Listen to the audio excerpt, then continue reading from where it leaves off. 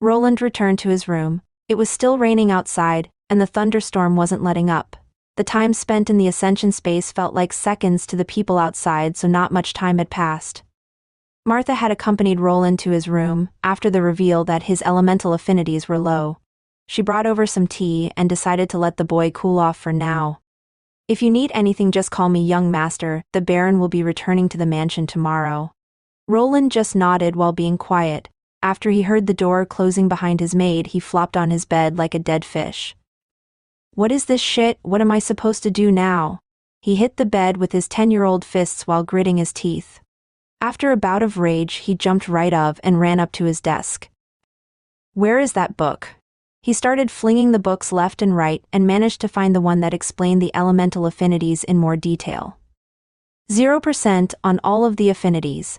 This means, he already knew the answer. He had gone through these books multiple times. Still, he needed to check one more time. He started reading, his eyes going through the information while his brain digested it with astonishing speed. He threw the book he was reading to the side and sat down at his desk, his head moving backward as he looked at the ceiling. To change your class to any of the element mages, you need to unlock an elemental affinity skill. You can't unlock it if your connection to the elements is non-existent. If you wanted to progress further in your life as a mage, this was a requirement. He could not go any further. Getting that skill required his affinity to at least be at 1%. This was a rare case, a 1 in a million occurrence. People like him were considered inept at becoming a mage and mostly strayed away from that path. He was a special case, though. All of his stats made everyone think that he would be a talented mage. He had learned the mana sense skill at a young age and his intelligence was off the charts. In the book it said that most mages had an intelligence stat at 20 when they started out. He, on the other hand, had more than double of that. There was no reason to believe that he could be anything other than a mage. "Something is playing a stupid joke on me. I can't even swap this class till I get to level." He decided to glance at his status screen. He had even leveled up to the 3rd level of mage due to the buildup of his experience. After the 9th birthday, his father arranged a goblin fight. Just as the first time, he would fight a one-on-one battle each week, earning experience along the way that could be then used when he ascended. The experience buildup wouldn't work for further classes though. This was a one-time thing before the ascension. He thought about his status. He wanted to see all the new skills that he had gained as well as their explanations. He then looked at his stats after he was done with reading those. His MP shot up quite high compared to the rest. He looked at his stats. People at L1 who specialized in a field mostly had their stats at about 20. For instance, a warrior would mostly have a strength, vitality, and endurance rating close to 20. He was a L mage and his intelligence was getting close to 50. But all his physical attributes were slightly below a basic L1 warrior. "All my stats scream mage. I even got a trait that gives me more useless mana. Even if I respec later, I will be behind everyone. My physical stats are below average when it comes to warriors. My dexterity is high though. Should I switch to an archer?" He started scratching his head and brought out the book that had some class and skill combinations. This was something that a noble title got you. Most of the people outside didn't have the luxury of planing, and most of the class combinations were off limits to the commoners. He had focused on the mage-related classes without much thought about the other ones for one reason or the other. He put all of his eggs in one basket, and now they exploded at once. He needed to come out with a new battle plan. "I must think of something plausible. If I leave it to that daddy of mine, I'll be working in the army for the rest of my life." All of his brothers were on a one-way ticket to the army. His father was quite the militaristic nut and didn't consider people that didn't work in that field as much. At least that was how Roland saw it. He couldn't be sure as the interactions with his father were limited. He also tried to avoid him most of the time along with the other brats from his family. He was banking on evading the military by becoming a mage. Mages were rarer than the other combat classes and were sought after. He would be able to choose his path if he became one. Apparently, that wouldn't be an option now. He would have to level up in this class, which was a dead end. "I still have the mage class unlocked. But if I wanted to be a magic swordsman, I'd need a tier 2 mage class to unlock this tier 3 class. He went through his book once more. Most of the better classes that synergized with the mage class required a Tier 2 version. You even needed some Tier 2 classes to unlock other Tier 2 classes that would let you get a better Tier 3 class. The Elementalist class was one of those that required all of the Element Tier 2 mage classes to unlock. Damn elemental affinity. I need this skill to even unlock a general upgrade to the Tier 1 class. I would be okay with this shitty Tier 2 superior mage class that doesn't really give many bonuses to anything, but it also requires those affinities. They are just lower. He wanted to strangle the person that decided that you needed to have one skill to unlock any one of those classes. The possibility of having this was super low. 1 in a million or less. Does it have something to do with me being from another world or something?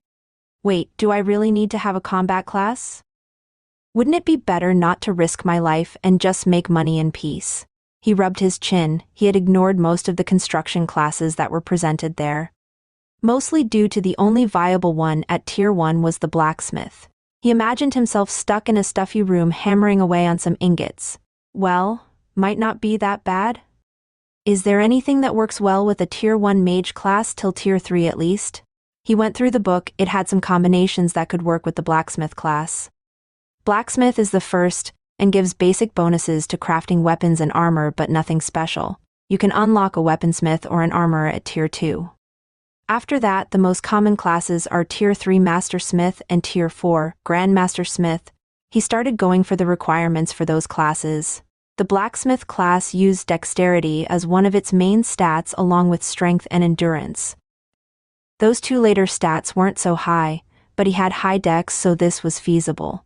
Plus he would gain more strength by leveling up his mage class, so when he started anew as a blacksmith, he shouldn't have any problems. I need to find something that combines with those first. He looked for the page that described good combinations with these manufacturing classes. He knew that enchanted weapons were a thing, so there should be a class that was primed for that. Here we go, Tier 2 Runesmith. It focuses on enchanting weapons and armor with words of power that are called runes. He looked at this class. The description sounded interesting. It allowed the placement of basic enchantments on weapons and other items. There was another class that was similar to this called Enchantsmith. The two differed slightly due to the process of creating their items. Enchantments and runes used a different language. If you compared the two to modern-day languages from Earth, then the enchantment language would be akin to regular English. The runic language, on the other hand, consisted of symbols and was more similar to Asian languages like Japanese or Chinese. From the two, the runic one was considered better but harder to master. Both of those Tier 2 smith classes required him to learn the scribe profession. The mana scribe was a special Tier 1 class, and its requirement was the calligraphy skill along with the mage class. It allowed people to create one-use magic scrolls. The class sounded special, but in reality it was quite trashy. You didn't get many skills, and the only thing it was good for was for creating these scrolls. Leveling it up didn't give you many stat points, and it was mostly considered a side job. Still, the scrolls that a person produced could be sold to adventurers. The higher tier of scrolls you could write, the more you got paid. Runesmith or Enchantsmith. The first was better but harder to obtain, as you had to gain a skill related to runes. It was something you only unlocked by actually learning. There wasn't really a shortcut, as you had to study hard and then you unlocked the skill. I've always been a good grinder. Roland wanted to take it easy, but the thought of living in some shady barracks with some smelly dudes was making him debate on this option. The path towards it was quite convoluted and he would have to work hard for it. In the end, though, this was a money-making class. Even at Tier 2, he would already be able to earn massive amounts of gold and be free from this noble life. It was worth the risk. I'd like to go with this. These runes sound interesting, and it says that the more intelligence and dexterity the crafter has, the better the runes become. Also, the mana comes in handy when making or using them, and mana is the only thing I'm good for. The only problem was convincing his father. This choice wasn't a battle class. He also didn't see any options that hinted about unlocking any combat-related classes after getting to Runesmith. It was still better than working as a soldier, though. He'd rather make swords all day than stay on guard duty at some fortress. Okay, it's decided. I'm going with Runesmith. I can make this work. Having money is the answer. He looked at the book and nodded. He had to prepare before meeting his dad. He needed to explain that this was a better idea, and maybe even a blessing in disguise. He already had 3 sons that were good at fighting.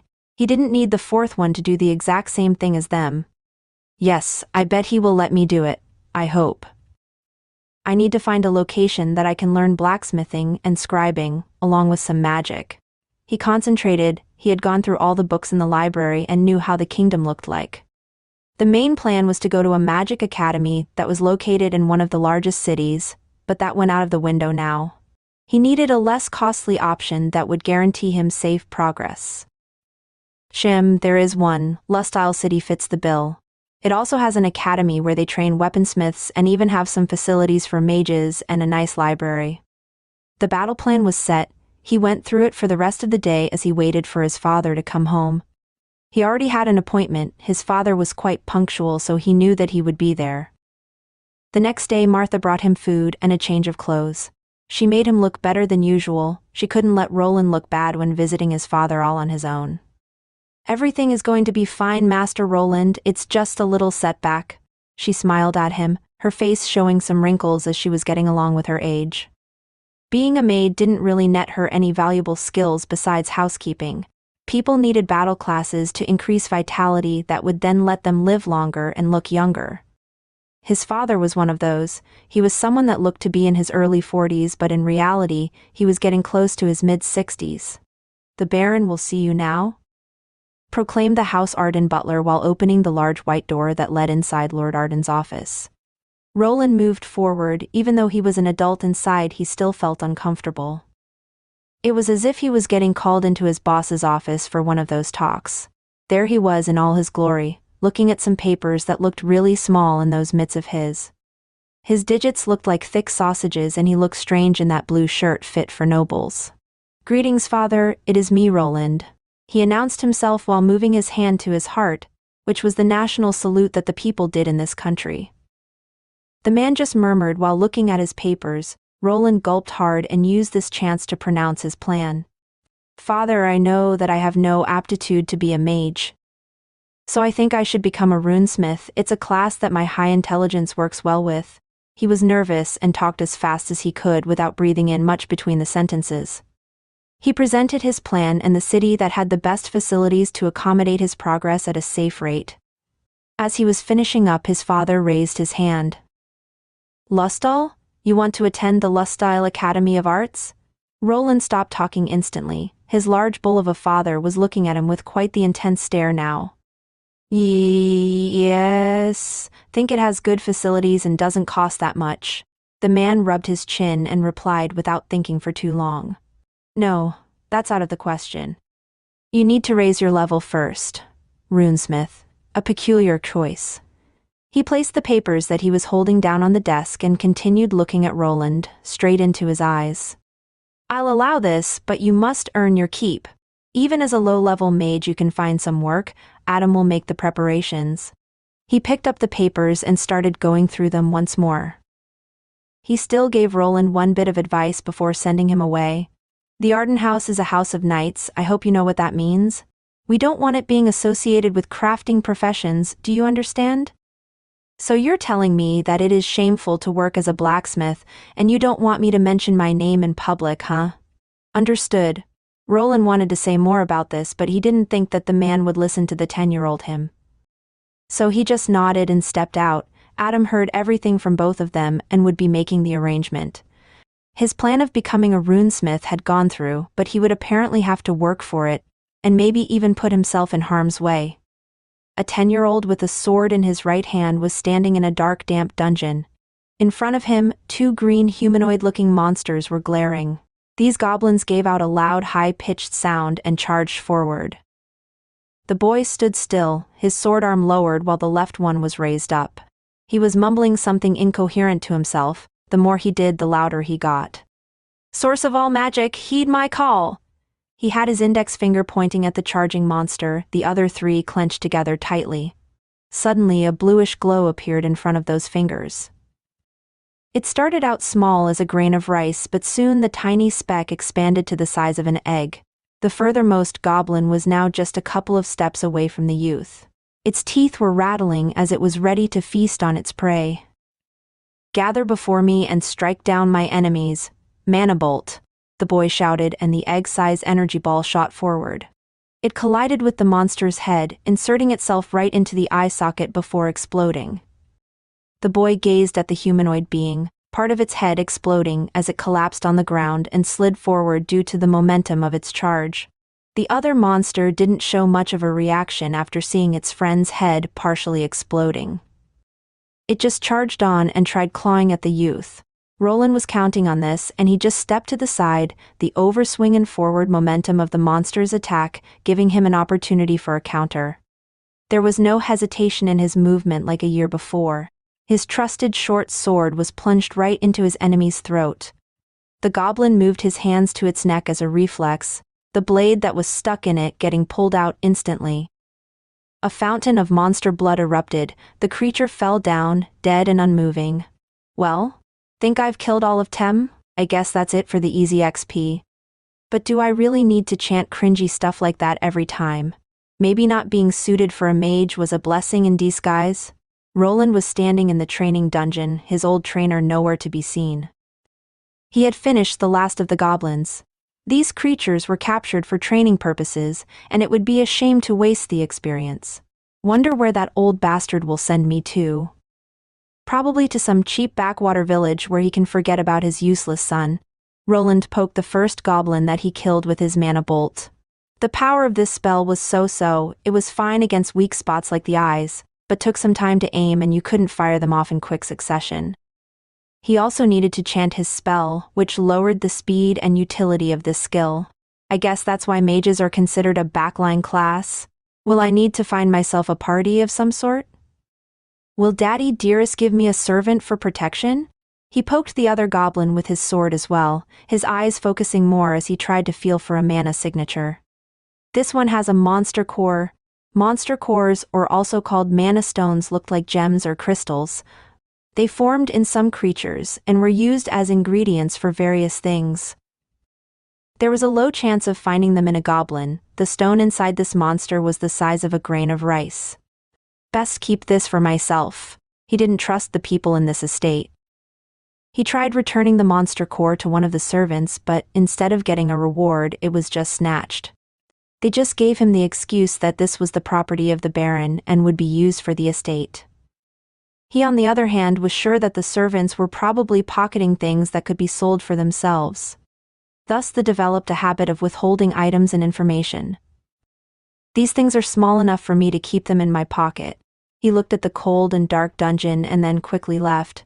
He was seen by some servants that were back to treating him coldly after the big reveal. He continued walking further, finding a certain thick hedge wall. He squeezed through a certain spot and arrived at a small area with a large tree. He was surrounded by shrubs and greenery. On the other side was the flower garden where mostly the noble ladies had their tea parties. He leaned up against the tree and took out a small box filled with some sandwiches. This type of food wasn't popular here as nobles mostly ate food prepared by the chefs.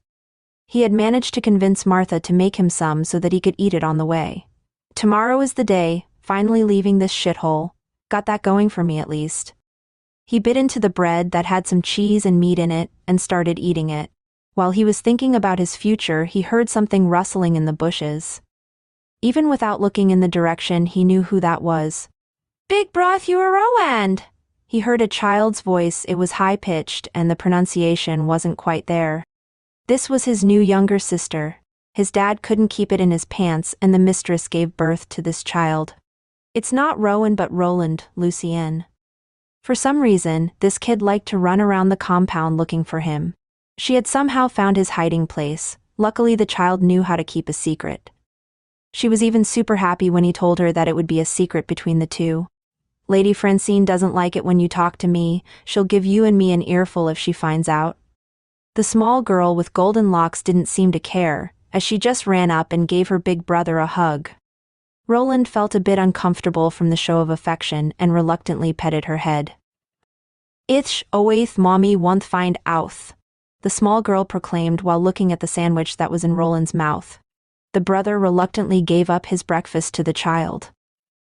"Ah, have it your way, you little squirt. broth you my birthday ith shun don't forget tho si come.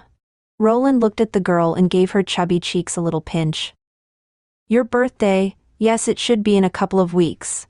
It would be her third birthday this time. While he was in the family's good graces, he was allowed to take part in it, even though he mostly just sat in the corner not doing much. I will see what I can do. Now run along before your mother catches you here. He ruffled up his sister's head before escaping her big green eyes. He didn't want to lie to a child of this age, but it was better than making her cause a scene. He would be leaving tomorrow and he couldn't do much about it. She'll forget me after a few months, not sure if I'll ever return to this mansion after I leave anyway. He left towards his room. He was mostly packed, all thanks to his trusted maid Martha. The same woman was now hugging while weeping. Calm down, Martha. I will be fine. No, young master. I will go to the Lord and ask for permission to come with you. How can he send you away unattended? The woman was quite attached to him, but he wouldn't be allowed to take any servants with him. Adam said that I will be looked after there, don't need to worry about anything, this was bound to happen. The woman dried her tears with a handkerchief while looking at the smaller boy. Young master, be sure to write a letter if there is something bothering you. You're such a brave young lad, you never did cry or complain about anything, such an obedient child. She continued hugging him while sobbing. In the end, he had to push her out of his room. He needed to check if he took everything that he could. He decided to take some blank papers and some calligraphy books. He needed to heighten this skill to the maximum sooner or later. The night went by fast and he was ready to leave. The only person to send him was of course his personal maid that looked like she didn't sleep too well. She sure loved this Roland boy, didn't she? The new Roland didn't feel like this woman's affection was focused on him. She was probably just a gentle soul that cared for the child that once was inhabiting this body. From his perspective, if she ever found out that it was occupied by some weird nerd from Earth, she would probably do a quick 180. Still, he felt a bit sad to leave her here with these posh assholes. Maybe in the future, if I have enough money, I can hire her myself. He stepped into the coach, his bags were ready. He waved at the friendly lady and was finally able to leave. The next destination was the train station. Yes, this world had trains. There were also flying airships, but they were above the Baron's pay grade. Roland had once visited one of these magic stations. The contraptions looked like old-fashioned steam trains, but instead of steam, they run on mana stones. There was no one to send him the coachman and his helper just carried his bags to the train and that was it.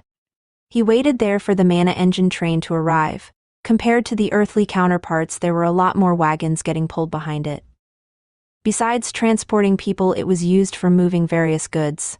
Well then, I'll be off, he muttered to himself. He had slowly gotten used to the solitude that this world provided him with. He sat down at his designated seat and looked at other families sending their loved ones off with hugs. He could see some of them smile and others were even crying while waving at the train that was leaving. Family, huh? He turned away, not sure what to make of this, his eyes closing as he tried taking a nap. The ride was going to be a long one. Back at the Arden estate, Adam was getting called in by the Baron for a little chat. Did he leave? Yes, my lord.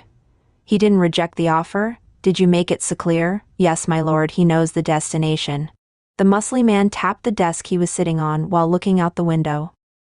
He is surprisingly headstrong. His performance against the lesser monsters was satisfactory, the butler nodded. If you compared the boy to the other young masters, he lacked the stats of a warrior, but he was very resolute and clear-headed. Even during the first fight, he didn't suffer much of a setback. His brothers, on the other hand, mostly failed and had to be rescued by their helpers. With some training, he could pass for a knight. He wishes to be a lowly smith, though. The man frowned. He couldn't let the other nobles know what he had a son working as a blacksmith. Don't worry, sir, everything was prepared. The boy will probably ask for assistance in due time.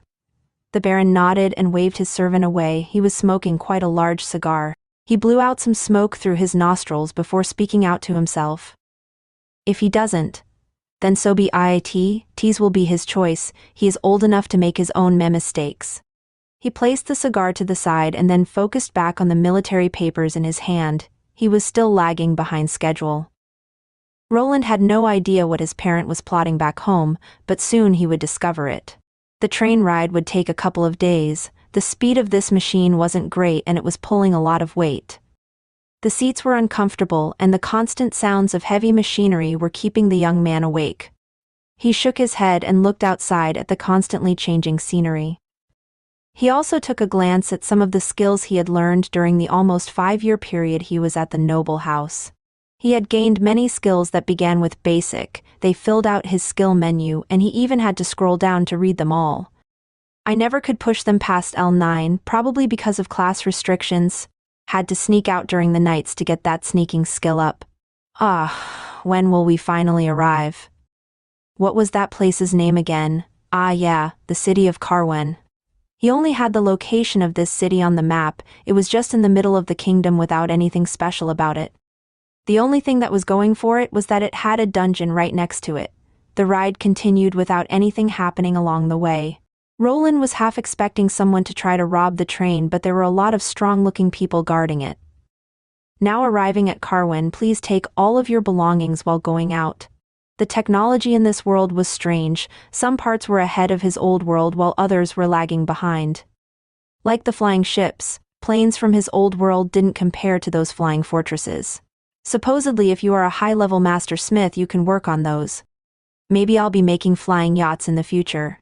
He smiled to himself while departing from the train. There were many people in various-looking clothes. Some were more Victorian era looking while others looked like medieval knights in full plate armor. Are you Sir Roland? It didn't take long for someone to notice him. It was a man in his 30s with quite the large handlebar mustache. Yes, that's me. You must be the hired help. Yes, please follow me. I have been instructed to take you to your lodgings. The man helped Roland carry the luggage and had a carriage prepared for him to ride on. He was slowly getting nervous, wondering what his new living place would be.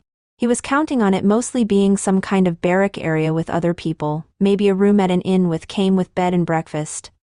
The two left the train station, and they started moving. Roland could see the city through the carriage window. He saw some wooden buildings here and there, even an inn and the fabled Adventurers Guild building. Guess you can really become an adventurer. But a better term for it would be a monster hunter or hired help, as you just do odd jobs. The coach started moving out of the city after the coachman told the guards something and headed forward. The more they traveled, the narrower the roads got. After 30 minutes of heading, God knows where, Roland started to get worried. He didn't bring me out here to rob me, did he? He knew that I was coming, so I didn't really ask for any identification. What if he wasn't hired by the Baron? What if he killed the real servant and I'm next in line? His mind raced and he moved his hand to the side. He had taken a dagger for a situation like this and was now clutching it while sweating. He had left his leather armor and shortsword in his baggage, so this was his side weapon. Soon enough the journey ended and he heard the coachman getting off, his steps getting closer and closer. The door swung open, Roland ready to pull out his weapon, but he halted as he saw a bored-looking man with luggage in hand. Sir Roland, this is the place I was supposed to take you. I also have a letter from your father, Baron Wentworth. I'm a bit too jumpy today. I must be tired after the long bumpy ride. Roland gave out a sigh of relief and finally stepped outside. What he saw there was a small cabin in the woods. There was a small porch with stairs leading up to it. It looked old and unkempt from where he was standing. Was this supposed to be his new home? Could there be some kind of mistake? Why would father prepare a rundown cabin like this for me? The servant handed Roland the letter he received and started unpacking. The youth quickly removed the noble seal that indicated that this was the real deal. This lodging has been prepared for you by the Arden House. Don't expect to get any more monetary aid in the future. If you find living here to be too challenging, you are free to return and enlist in the kingdom's army.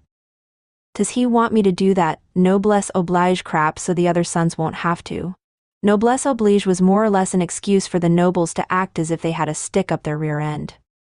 It was used to imply that with wealth, power, and prestige come responsibilities, mostly ones that concerned military conscription. The problem with that was that when the time came for this, most nobles made a run for it. Most of the time when it came to this, the nobles sent away their sons that weren't an heir to the house name. Roland was just the person that fit that bill, born of a commoner, and with no backing at all. Roland crumbled the paper up. his eyes bulging and his face going red. "I will be leaving then, Sir Roland, or do you wish to return? I was instructed to take you back if you wish for it." Roland snapped out of it and glared at the coachman. "No, this is fine, just leave. I will be fine." "Yes, sir. There is a well to the east if you walk for 10 minutes towards the city. There is also a spring to the west if you go deeper inside of the forest, but you must be wary of the animals." He was left alone, the sun was going under and he was feeling cold. He started carrying all of his belongings into the wooden cabin. Inside was little space and even less helpful items. There was a shabby bed with a mattress that was just cloth filled with straw and hay. There was something akin to a stove in the corner, some chairs, a wooden desk, and some animal pelts. He sat down on one of those chairs, the crumpled up note in his hands getting surrounded by his mana, which caused it to catch on fire. Mana was still a type of energy, so it was able to produce fire in some form if it came in contact with flammable items. So, this was it. He wants me to give up so that he has an excuse to shove me into his little army. I bet that's why he agreed to it so easily in the first place. He doesn't expect a 10-year-old brat to manage on his own. He wants me to come back crying. Heh. He took out the pouch with his money and counted it. He needed to see how much it would last him. He needed food and water, the rest were all secondary. "Think I'll have to pay that Adventurers Guild a visit." Roland opened up his eyes, his body was stiff and sore. This new bed was even worse than the one at the Noble Estate, and it was terribly windy in this cabin. He needed to procure some wood for the fireplace and also clean everything in here. It was dusty and even moldy in a couple of places. It didn't look like a place a 10-year-old should be living in. "I need to eat something." He had some food packed, but it wouldn't last him long. He needed to depend on the meager amount of coins he had received. From what he counted, they would last him about a month. "At least the lodging is free here. Maybe I'll move to an inn when I earn something. Need to get to that Adventurers Guild, but will they even let a 10-year-old work for them?" Roland knew that adventurers existed in this world. They were mostly considered sellswords. They were more or less hired thugs that hunted monsters for parts and defended merchant convoys from bandits most of the time. They were the odd jobbers of this world. If you gave them enough coin, they would do it. "Heh, at least I managed to get this thing." He pulled out a crystal. It was similar to the one used for the Ascension ceremony, and worked in a similar way. Roland knew that they cost a lot, so he nabbed one from the Baron's estate while no one was looking. "With this I will be able to respect to a blacksmith or mana scribe. Not sure what is better." He nodded and hid the items. He was living in the middle of nowhere, and there was a possibility of his house getting sacked while he was away. He couldn't be sure. From a logical standpoint, someone wouldn't put their son in a place that could get robbed. But it's the Baron we are talking about. He might even hire some goons to rough me up to prove a point. He decided to bury the class-up stone away from the log cabin, making sure that it didn't stand out. He had quite the memory, so he didn't need to mark the tree he buried it by, which could only alert someone to the buried treasure. "How much money do I have?" "Not sure about the market value of food here. They never let us shop for ourselves." He returned to his cabin and emptied the coin pouch that he had. All of the coins were stacked on one pile. He didn't even need to count them thanks to his arithmetic skill. He just needed to look at the pile on the table, and a number hovered about it, giving him the exact amount of coin he had. This comes down to exactly 1 small gold coin, or 10 large silver coins. What I have here are, in this world, there were 3 types of coins with 2 variations. Each coin had a small and large version. The cheapest one was the small copper coin. 10 of those made up 1 large copper coin, and 10 of those were worth as much as a small silver coin. You went all the way up to golden coins. Above a large golden coin stood a royal golden coin that was larger and rectangular in shape. Some copper coins and silver ones. Wonder how much this will last. Should I cook for myself and save on money, or... He glanced to the side and looked at the shabby stove and some rusty pots and pans in the corner.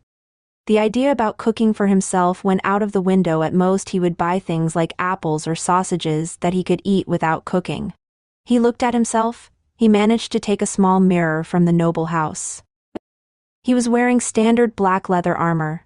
It consisted of a chest piece, pauldrons, a sword belt, arm guards, a belt with a pouch, and leather boots with some knee protectors. To the side, he had his short sword. He also nabbed a hunting knife from one of the workers while packing. This would save him money on skinning utensils.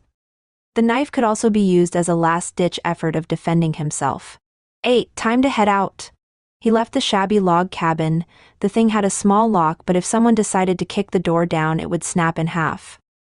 Roland had to move somewhere else. He was in the middle of the forest with no protection. In his mind, this was something that his father set up. He was probably getting watched by someone. I bet he told people in town to keep an eye out for me. Well, at least he cares. Though I bet it has more to do with the House Arden reputation. Can't have some kid be loose shouting his noble name everywhere. He was convinced that his so-called dad didn't really care for him. He probably left some guards so that he wouldn't croak on the first day, but from what he saw in the letter, the man probably wanted him to join the army. Roland, on the other hand, was set on never returning home. He had enough of living under the rules of other people. It was time for some freedom. Even back in his old life, he felt like he was too dependent on others. It was time for a change. Well, I just need to make enough money. Then everything will work out. It was time to go back to the town he had arrived. He remembered the path that the coachman took and backtracked. He was slower on foot, but with some jogging, he could make it in half an hour if he wanted to. The first obstacle proved to be the guards at the entrance. They demanded a fee of 5 large copper coins right off the bat. "Kid, you new here?" one of the guards asked while giving him 5 large copper coins back in exchange for the small silver coin. "Yes. Is the Adventurers Guild recruiting?" The guard raised his eyebrow and looked at the child in front of him. Roland was a bit taller than other kids, so he could pass for being older. Still, he didn't look older than 12 or 13 at the most. "You? An adventurer? You sure you don't want to work as a stable boy instead?" The guard smirked, his buddy laughing on the side while Roland left slightly annoyed. "Damn assholes, will I have to pay an entrance fee each time I come here? I'll be out of cash in no time." After passing through the checkpoint, he kept walking while looking at the surroundings. The main road was made out of large stone blocks and stretched through the city and right towards a large castle-like structure in the distance. The castle was probably where the city lord stayed in, or either the noble house that was responsible for this plot of land. He continued on while paying attention to the structures more than to the people. The whole place looked like a medieval fantasy city. The buildings were mostly made from stone, and the roofs were slightly tipped at an angle, and made from what looked to be thin red bricks tiles. After some more walking, he found himself standing in front of a large building with saloon-like doors. It had a sign with 2 axes on the sides and 1 longsword in the middle. Above the symbol, the words, "Carwin Adventurers Guild," was written. It will be fine, right? He gulped as all of his future plans depended on this. If he didn't manage to get a job here, he would be forced to work somewhere else. That stable boy job might not seem that outlandish at the time. He started getting nervous and just stood there in front of the door not doing anything. While he was hesitating, some people walked out. It was a group of adventurers, 4 of them. Roland snapped out of it and moved to the side. The people gave him a side glance before departing. Wait. Was that an elf? And that was a day-day wharf dart, right? Roland kept his eyes on the backs of the people that just walked out. In his noble house, there were only humans, and he never saw any other humanoid races anywhere besides the goblins that he trained on. One of the adventurers was an elven woman with long golden hair and wearing green clothes. She had an arrow quiver on her back and a longbow to go with it, indicating that she was an archer class. Next to her was a short man, below 150 centimeters in height. He made up his height disparity with his width. Roland could clearly see he was quite muscular and was carrying a long axe weapon. There were 2 other people with her, a man carrying a sword and some lady in a robe. So, that's a full-blown adventurer party? That lady in the robe might be a mage. Or a priest class. He pumped himself up and finally pushed the doors open. They squeaked as he entered. The people inside gave him a fast glance but then went back to their business. The guild was quite large and there were even stairs leading up to a higher level. He walked in slowly, as other people were already going in and out. Inside there were your usual things that made up such a building. A long counter at which some guild workers were standing. All of them were women for some reason. There was your standard large bulletin board with all of the job listings. Finding a suiting job from that chaotic-looking thing looked like a hassle. There were some tables and chairs on the side. Some of the guild members were chatting with each other. They were even getting served by some bar wenches, apparently. You could relax and eat something here while waiting for your loot to be apprised. The place looked busy, but he was lucky as one of the guild workers was free, and he could go ask his questions. He walked up to the receptionist. The lady behind it was all smiles and was wearing a pair of glasses. "How can I help you today? Oh, aren't you a little young?" The woman fixed her glasses while looking at the youth. She saw a boy in full gear that was about 150 centimeters. What he was wearing looked like second-hand goods that saw some usage. He had short dark hair and green eyes. His head was oval-shaped, his eyebrows not too thin or bushy. He wasn't all too cute or ugly, more or less average looking for his age. "Yes, I would like to register with the guild. My name is Roland," the boy spoke out while looking at the slightly taller woman. The guild worker looked over the youth some more, which made Roland somewhat nervous. "She won't ask me to get my parents now, will she? You want to register? Only people that went through the ascension ritual can register. Do you have a tier 1 class?" Roland nodded. "Yes, I have a class and went through my ascension ritual." The woman pulled out an orb that looked similar to the one they used back home for measuring things. "Please place your hand on this measuring crystal." Roland nodded. This was probably a required test that needed to be done. He had read that adventurer guilds would do a background check with such devices, but the information was confidential and wouldn't leak out. The woman glanced over the text that appeared on the orb. It had all of Roland's main stats along with his full name and class. She could see all of his stats. Her eyes remained glued to the intelligence stat for a moment before she moved on and finally spoke out.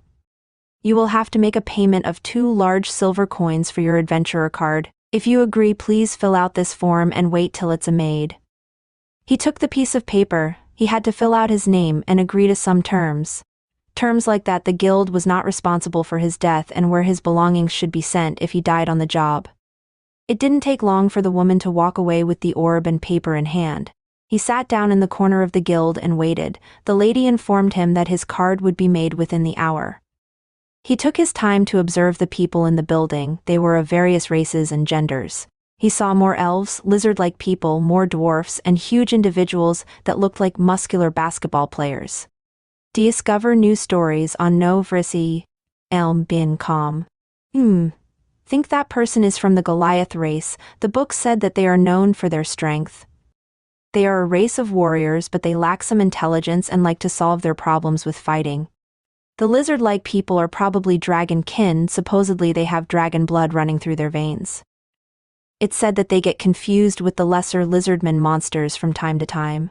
Surprising that I didn't get thrown out from here. They didn't even think to ask me about my age. Roland was still someone with his old values. He didn't understand how people could let a 10-year-old just work as an adventurer. People in this world were different. If you had the ability to work, you could work. No one looked at the person's age. After going through the ascension ritual, you were deemed worthy. He was handed his adventurer's card, but before that, he had to poke his thumb and let a drop of blood land on it. The moment it landed, it shone for a fraction of a second. His rank and photo along with the name, Roland, appeared. The adventurer cards only showed your first name, but you could add a family name or a title there if you wanted. Roland decided on keeping his noble title a secret. For now, only the guild would have his full credentials. He wasn't the first person in this world that wanted to leave his past behind, and last names were associated with noble houses. The registration process is finished. Congratulations on becoming a bronze rank adventurer. As a bronze rank, you are allowed to take on jobs at the bronze and steel rank.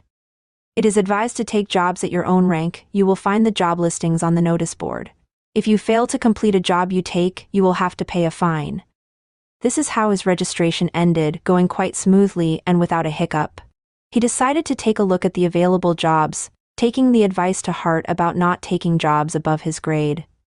What type of jobs can a bronze rank adventurer take? He started glancing at the papers. Luckily, they were all organized by their rank. Requesting a worker for latrine cleaning, 10 large coppers a day. Mr. Fuzzles has gone missing. He is a brown cat. Requesting help in moving furniture and other heavy objects. Searching for someone to cut grass. He narrowed his eyes as he continued going through all the bronze grade listings. They were all odd jobs that didn't require any fighting power. Maybe that's why they accepted me as an adventurer so easily. They expect me to do these shitty jobs and not actually do anything dangerous. Roland didn't want to spend his day cleaning toilets or cutting grass. He needed to get his level up fast and earn more money. After going through most of the bronze grade listings, he moved to the steel grade ones. Goblins have been appearing close to the farms and are killing the livestock. 5 large copper per goblin, left ear needed as proof. He read and found a subjugation request right off the bat. More goblins, huh? Probably should stick to monsters I'm familiar with. There were other listings concerning monsters besides that. There was a nearby dungeon, but he couldn't enter it alone as a bronze rank adventurer. He would either need to find a party, or get himself up to steel rank. He went through some other possible creatures he could hunt outside the dungeon, and decided to stick to that for the time being. Think I'll go eat something first and then head out. There were also notices for bringing in monster deers and boars for meat. Guess you can eat those. He left the Adventurers Guild, identification card in hand. He wanted to do a small tour of the town, maybe find better lodging than that shady shack in the woods. Then it would be time for work. His adventure was only starting. Roland walked and walked. The place he was in wasn't that large. If he compared it to the cities from his old world, this was more of a small town. A large wall was surrounding the area, and the buildings were closely packed together. These types of standard fortifications were there in place to protect the city people from monster attacks. Even in large kingdoms like this, there were certain places that were off limits, places with nasty monsters or poisonous terrain that made the area unlivable. After a long time of walking and getting his adventurer card, he decided to take a break at an inn. Inside there were a lot of people chatting, and a bard-like person was playing on some kind of lute instrument. Just like the Adventurers Guild, this establishment's interior was quite large. There were many tables that already had a bunch of individuals sitting in them. He felt a bit out of place as he didn't know a single person in this city. There is some room in the corner there. Do I need to wait for a waitress? Do they call them bar wenches here? He wasn't really sure. Noble houses didn't really have any books about how the commoners lived. For now, he decided to wait and see. He could probably learn from the patrons in here on how he should present himself. He sat himself down at the free table and looked at the people. Again, he was greeted by a colorful array of individuals. The elves were just as he read in books and saw in fiction. They were tall and slender with pointy ears. Their hair color was either blonde or white. He didn't spot any dark elves though. While waiting, a waitress finally appeared and gave Roland a curious look. "What will it be, little guy?" He looked up. The woman was quite large and on the wider side. She was wearing one of those wench dresses that made him think of a German festival. "Ah, I'll just have some water and something to eat. What do you have, for a charming little fella like you? How about some of the tasty porridge, or some grilled meat so that you grow big and strong?" Roland thought about it for a moment and ordered both. He wanted to test the food here out. If it was abysmal, he would try a different place. The woman smiled and walked away. He saw her move towards the bartender. The woman was quite loud, so he overheard the two talking. "One order of meat and some porridge for our young customer there." The man standing at the bar was quite large and muscular. He was even missing an eye and had a large scar in its place. "What, you got someone to order that shitty gruel? Did you blackmail him or something?" The woman frowned and tried smacking the man with the empty tray she was holding. "Shut your trap, you idiot, before I make you sleep outside again." The man grumbled and went back into the kitchen. Roland, on the other hand, was deliberating on walking out. He didn't like the sound of that. Could this porridge be spoiled? Well, this was quite bland. He looked at the empty plates. The porridge was made from some unidentified grains. The meat was just dried jerky. Nothing was seasoned, nor did it taste like anything. The food here was literally hard to swallow. "Oh, I'm already missing Martha's cooking. Is this what the common people eat?" The whole thing cost him 7 large copper coins. "So I need to kill 2 goblins to even have enough for a single meal. Guess life doesn't count for much here. I should have asked that guild attendant about how much I can get for a goblin mana stone. I'll ask her after I get this job done." He left the coins on the table. The large lady instantly swooped in to grab those coins of the table. Like a hawk diving for a nice plump mouse on the field, He asked about the lodging fees and was said that it was 2 small silvers for a night, and 5 large copper coins extra if he wanted breakfast to go with that. He could also pay a monthly fee that would save him about 10%. I have enough money to last me slightly above a month of lodging. He needed to go hunt some goblins first. Killing 5 of those a day would be the minimum amount of work. Though he would probably be starting with only 1 meal a day with that. And that's not taking any other expenses into consideration. This sword will also need repairing after a while. He frowned. This wasn't turning out to be such a dream job after all. He needed to start somewhere though. He was already used to slaying goblins and was already a 5 million Albanian lexage. He only needed 20 more levels and he already had the stone for the class change. The only thing I still need is a map of this area. He had the world map at his old home, but there were no city maps besides the capital, and the city his family lived in. He headed over to a library and had to spend another small silver coin to get himself one. He made a mental note to check this place out later. Maybe there would be some new books to read. The more he read, the more his identification skill leveled up. Knowledge was power and this skill's level was an indicator of it. It's strange how that skill works. Why would general knowledge help me identify things I have never seen before? He left through the main gate again. This time he flashed the guards his new adventurer's card and was let out without a problem. Okay, these are the farms that have been getting attacked. The goblins are probably somewhere in that forest. Goblins were creatures that lived in groups.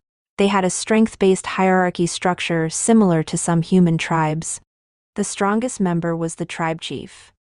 The leader was mostly an evolved monster, either a goblin soldier or a goblin shaman that was more intelligent than his tribe counterparts. I sure hope it's not a hobgoblin though. I don't think I'd stand a chance. He wasn't planning on going too close to the monster base or doing a silly thing of clearing it out himself. No, he would just hunt some lone goblins in hopes of getting a free mana stone together with his kill. I should be careful. These goblins will probably be of a higher level than the ones they let me kill back at the Arden estate. Though they are still only goblins, even on higher levels they are quite weak. He checked his items again and then took out his shortsword. He didn't bother to talk with the farmers and just went inside. The forest was densely packed with trees, but thanks to his smaller stature it wasn't too difficult to move around. This is when someone with a tracking class like a hunter would be helpful. He wandered through the forest while on his toes. He moved slowly while hiding behind the bushes and trees in hopes of getting the drop on the monsters. This proved to be the right choice as he spotted 2 goblins just lazing around by another large tree. There we go. If I only didn't need to chant this shit, level 3 and a level 4. Should be fine. He could whisper the chants while casting, but that lowered the spell's destructive power by a notch. It would be enough for these goblins though. His magic attack was quite high thanks to his high intelligence stat. Source of all magic, heed my call. While performing the incantation, Roland thought back to the time of his spell training. He did a couple of tests, mostly trying to somehow circumvent those chants and incantations. He tried gathering the mana around him and through this body with the help of his skills. It worked great all up to the moment of shaping the mana ball that would be the bolt. Right at the end it always evaporated into nothingness. It just didn't work unless he chanted while manipulating the magical energies. It was as if the spells required 2 passwords, one being the chant and the other shaping the mana required for the spell. Mana bolt! The mana bolt whizzed through the air and landed straight on the goblin's face. Roland wasn't sure why, but his aim was quite good. Maybe his dexterity had something to do with it. The other theory was the number of FPS games that he played in his previous life. The goblin's head flew backward as if hit by a bowling ball. The small creature fell back and against the tree, blood gushing from its wound as it slowly faded away into oblivion. GG? The other goblin looked at his companion with surprise in its eyes, but soon it realized what transpired. Roland charged out from his hiding place, short sword in hand, and ready to deliver a killing blow. The other monster was slow to react, but it looked towards the charging 10-year-old and gave out a high-pitched scream. It moved the club it was holding up into the air, bringing it down on its enemy while jumping right at him. You goblins are easy to read. Roland skillfully evaded the attack and just jabbed the pointy end of his short sword into the goblin's chest. The moment the attack landed, the monster gave out a wail and started thrashing about with its club in hand. The youth backed off, letting the monster tire itself out before delivering the finishing blow. "That's two, not that hard." Roland looked down at the two defeated monsters. He was panting as the adrenaline pumped through his body. Through training and time, he had started getting accustomed to fighting monsters. From his perspective, a clear grasp of the situation during a fight outweighed pure stats. He pulled out his hunting knife and went for the ears, making sure to get the right one that the Adventurers Guild was asking for. He didn't feel any mana coming from these two dead bodies, which meant that they had no mana stones. This was one of the more useful uses of his mana sense skill. He could easily sense if a creature had or didn't have a mana stone in its body. Thanks to this, he saved a lot of time. Wonder if how other people do it. Do they just butcher each monster to see if it's there? Maybe they have some detection items? He squatted down and looked at the monster bodies. Their weapons were just wooden clubs and they had no armor whatsoever. He wouldn't be able to sell anything off them. I don't think anyone would buy stained loincloths. I should probably. His body jerked to the side suddenly, just in time to dodge an incoming wooden spear that came flying in his direction. He brought out his sword to defend himself and saw two other goblins charging at him. Did the screams from these two alert the others? He had miscalculated and remained here for too long. He was used to killing monsters at a safe location, but these creatures were tribal. When one of them fell, the others would come to help. The high-pitched battle cries that these little monsters gave out were to signal their allies. Shit! He didn't think that he'd lose to these two, but there could be more coming. He couldn't stay in this location for long, and his magic bolt spell that he used as a surprise tactic was a one-time thing before the battle. He couldn't use it while running either. If he panted during chanting, the spell would collapse. He ducked for the bushes on the side while the two angry green men chased after him. He wasn't sure how their tracking skills were, but they shouldn't be all that great. He was also faster than the two buggers. If he gained enough space, he might have been able to recast his spell. This class isn't good for solo leveling. He found himself running away just to stop and chant his incantation. When one of the goblins arrived before him, he would send a mana bolt spell right at their face. He wasn't concerned about being quiet anymore either, so his spells were packing a lot more this time around. This had the adverse effect of alerting more goblins to his location. Mana bolt. Another goblin fell. The mana bolt came from somewhere up in the trees. The other green midget didn't know where the enemy was. He looked and looked only to hear a human's voice echo through the tightly packed forest. Mana bolts, you little shit! The goblin chest exploded as a large ball of mana energy pierced through it. Roland was sitting on top of a tree, and just chucking his spells at the dumb goblins. After ruing away for an hour, he decided to climb up a tree. Luckily, these monsters weren't too bright. Think that was the last one of them. Glad I have this climbing and sneaking skill unlocked. He used a new tactic of just hiding up in the trees and waiting for the goblins to arrive. He delivered sure hit kills from distance and disappeared the moment another monster appeared.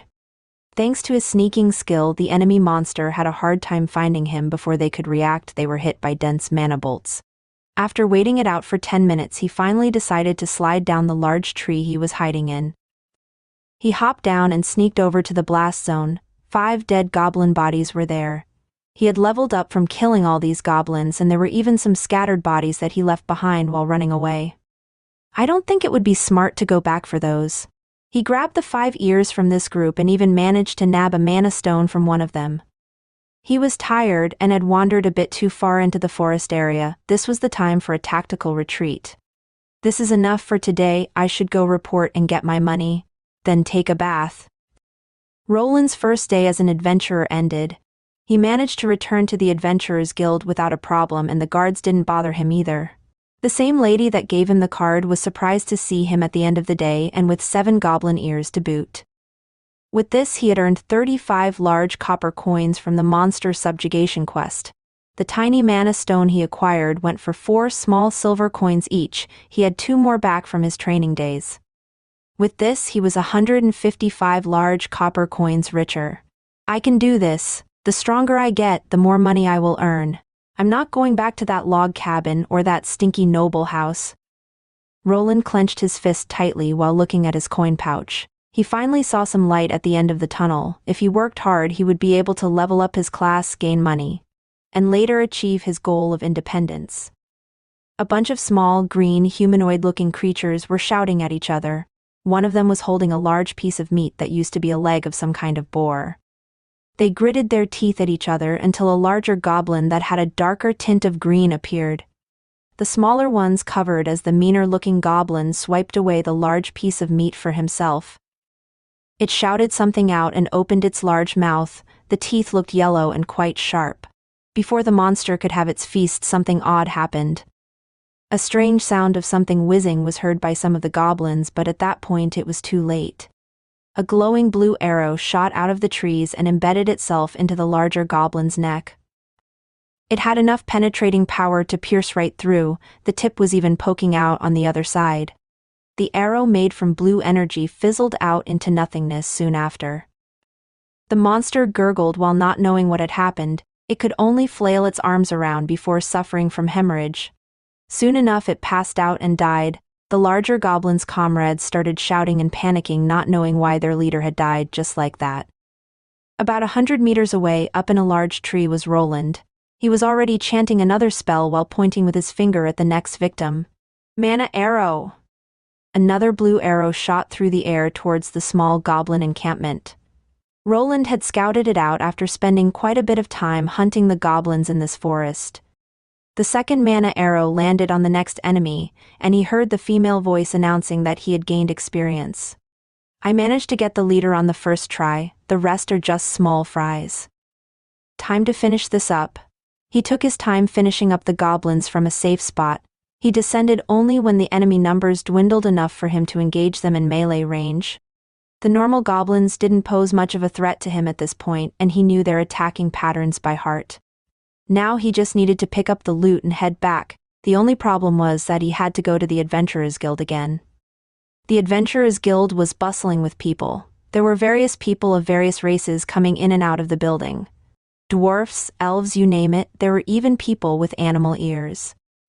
Quite a bit of those people were focused on a small robed youth. This youth had garnered some fame for the past 3 months he had arrived in this town. Hey, it's the little goblin slayer. Did he wipe out a nest? I think he even managed to get a shaman last time. The people from the side gossiped while looking at Roland. He was one of the rising rookies here, mostly due to having a knack for killing goblins. Most of the adventurers didn't bother with those, they were busy with dungeon exploration that had more to offer than pesky goblins. Roland grumbled while trying to cover his face with the new robe that he bought. He didn't like the attention and didn't like to stick out. I've earned a strange title. It's even in my status now. Might suffer. So it's just a random effect. Titles like this could be earned by hunting monsters.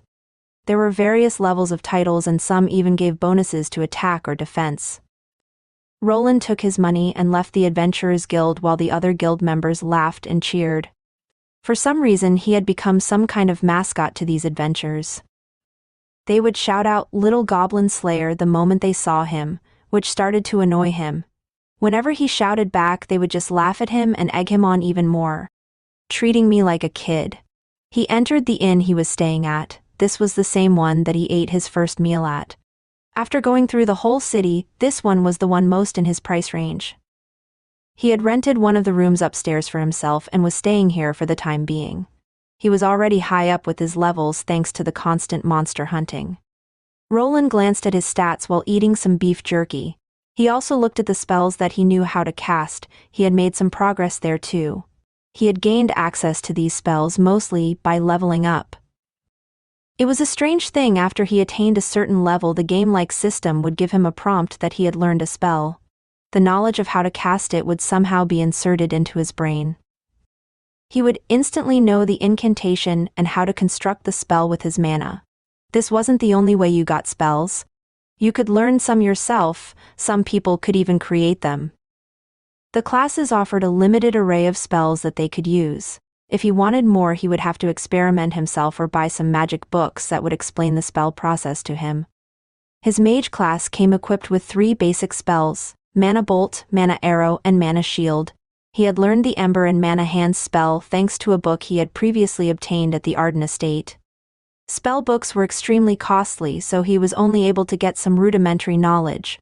The whole process of spellcasting was hard to explain. The mage had to guide the mana outwards in a certain sequence while focusing on the spell formula.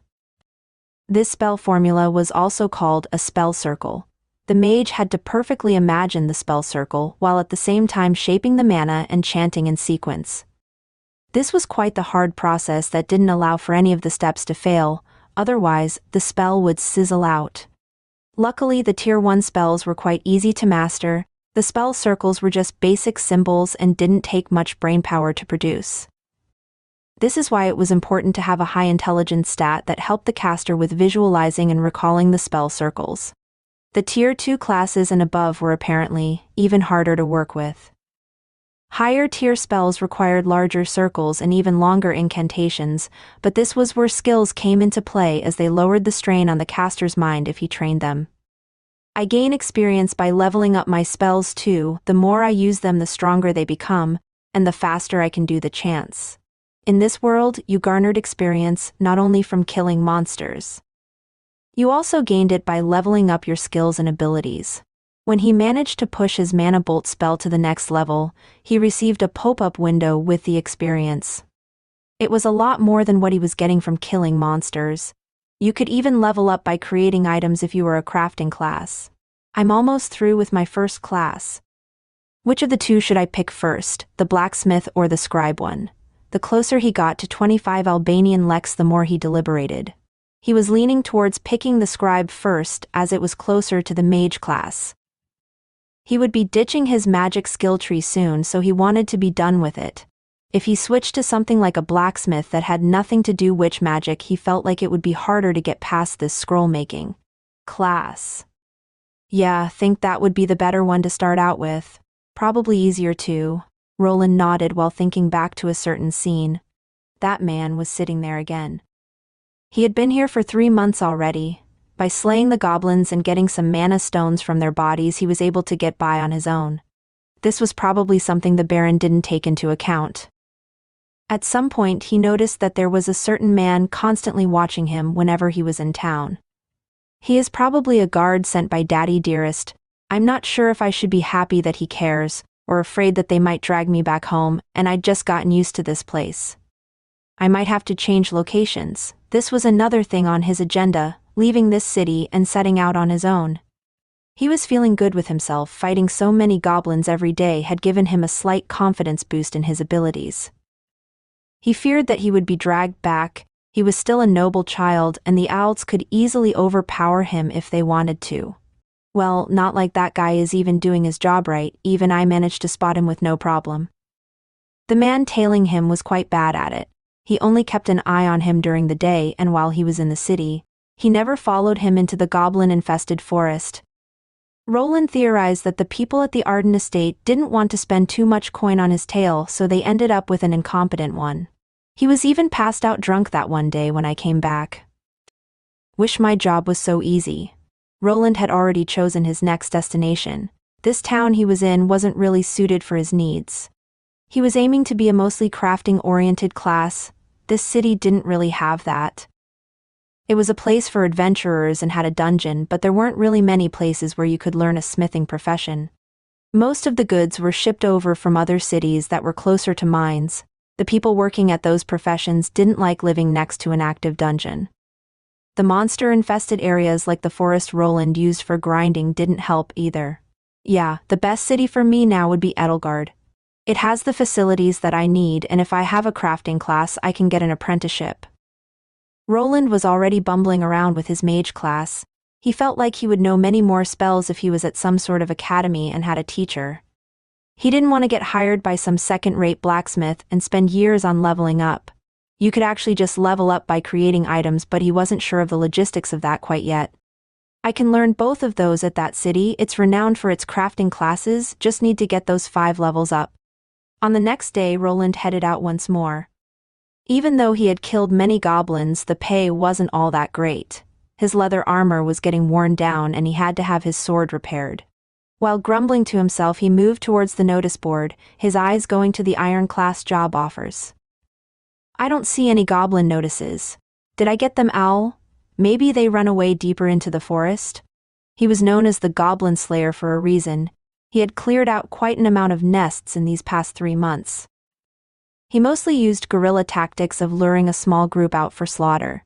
He used the tall trees and thick bushes to his advantage, and even managed to level up some of his basic skills to normal ones. While Roland was contemplating his next move, a person moved over to him. The voice seemed to belong to a girl.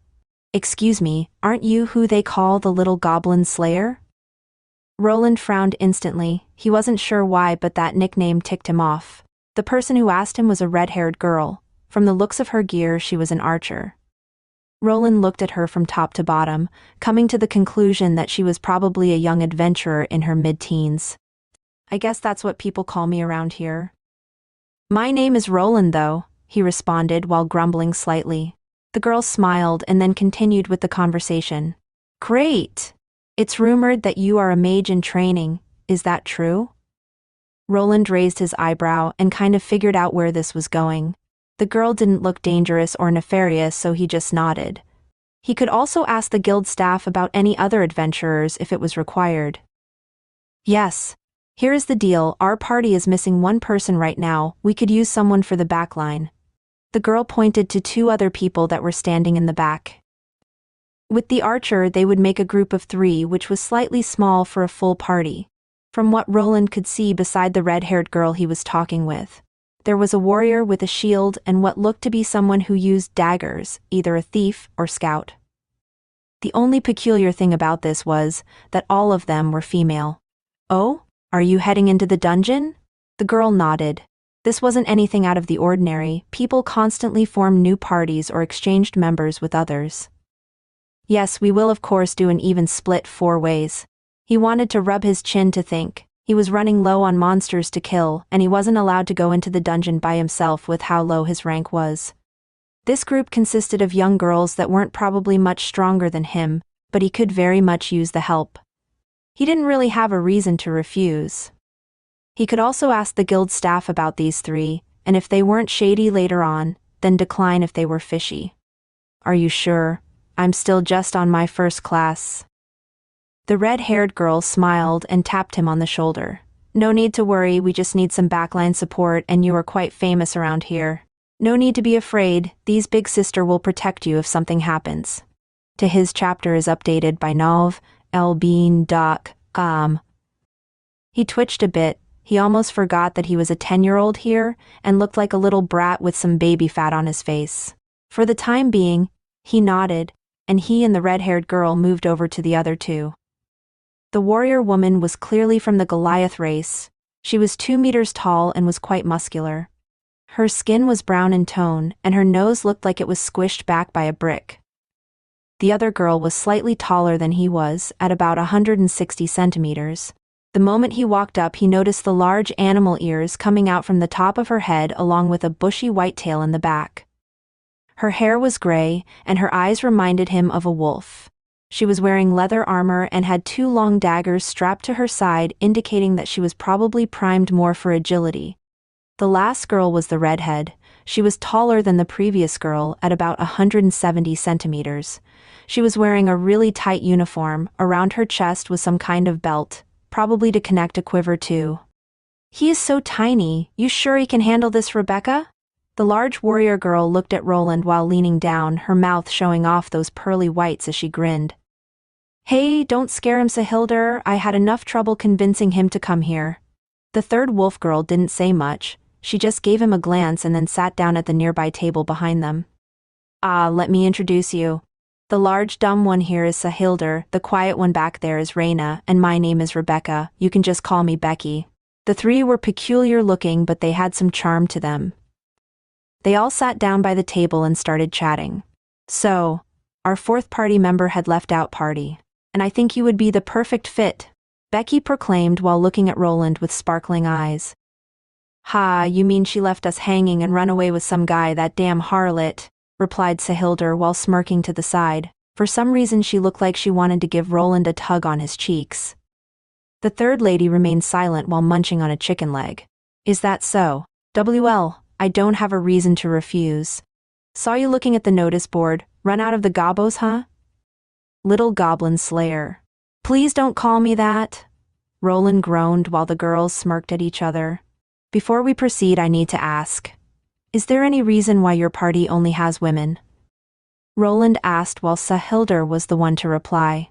That's easy, we just don't trust men. They always try to start something during the night camps. Hey, does this brat even know what I'm talking about? The woman made a circle with her hand and index finger and then started sticking another finger through it. In and out it went. She only stopped after Becky gave her a glare. Roland deadpanned at the explanation. He looked at the three but wasn't all that attracted to them.